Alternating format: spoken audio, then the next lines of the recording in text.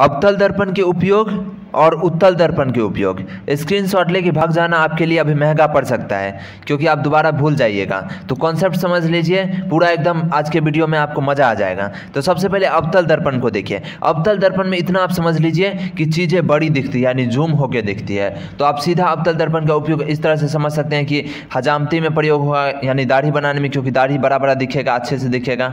इसी तरह से टॉर्च में भी जो किरणें होती है वो पूरा बड़ा होकर जूम होकर दिखेगी। तो इस तरह से हेडलाइट यहाँ उपयोग हो जाएगा। और तीसरा क्या है, रोगियों के नाक, कान, गले, दांत आदि के जांच के लिए डॉक्टर अवतल दर्पण का प्रयोग करेंगे, क्योंकि नाक, कान ये सब क्या है, छोटा छोटा जगह है, तो यहाँ बड़ा होकर जूम करके देखना पड़ेगा कि अंदर क्या है। इसी तरह से सोलर कुकर, यहाँ क्या, एक चीज़ और समझिए, अवतल दर्पण का दूसरा नाम क्या है, इंग्लिश में कनकेव बोलते हैं, इंग्लिश में बोलते हैं कनकेव।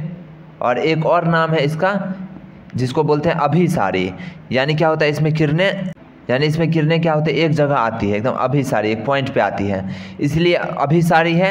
इसलिए क्या करते, सोलर कुकर में इसका प्रयोग होता है ताकि हीट एक पॉइंट पे आ जाए। इस तरह से बड़े आकार के अवतल दर्पण का प्रयोग ऊर्जा के लिए उत्तल दर्पण पे। उत्तल दर्पण इसका ठीक उल्टा, यानी आपको दूर बहुत सारी चीज़ों को एक फ्रेम में देखना है तो क्या करना पड़ेगा, आपको उत्तल दर्पण का प्रयोग करना पड़ेगा। अब समझिए, इसमें स्कूटर, मोटरसाइकिल इत्यादि में क्या होता है, पीछे का रोड का पूरा इलाका को एक फ्रेम में देखना होता है, एक छोटा सा आईना में देखना होता है, इसलिए उत्तल दर्पण में का प्रयोग होता है। इस तरह से इसका उपयोग टेलीस्कोप में भी होता है। आप समझ गए होंगे टेलीस्कोप में किस प्रकार छपाई के लिए छोटे छोटे अक्षरों को पढ़ने के लिए किया जाता है। तो इसमें आपको विरोधाभास लग सकता है, लेकिन आप घबराइए नहीं, इसका प्रयोग होता है क्योंकि बहुत सारे अक्षरों को एक फ्रेम में लाके पढ़ना होता है, इसलिए।